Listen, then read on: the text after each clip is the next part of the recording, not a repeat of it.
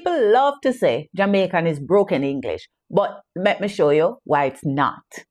In Jamaican, I am eating is me and yam. Now that isn't random. It's an aspect marker or a small word that tells that an action is happening now. Listen to Yoruba. I, the progressive aspect marker, and the jun is to eat. Now that jun is also an aspect marker. Yoruba does not use helper verbs like am or is.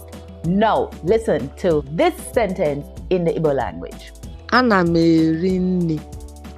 There you have it again. The action of eating is framed by particles and not the auxiliary verb. Now, that same system shows up in Jamaican. Now, notice also, in Jamaican, the verb nyam doesn't change its form whether the action happened yesterday, it's happening now, or it will happen tomorrow.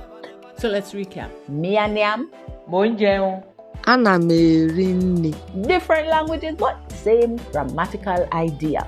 So you see, Jamaican isn't broken English. It is a Creole language shaped by African grammar and English vocabulary. And that is it.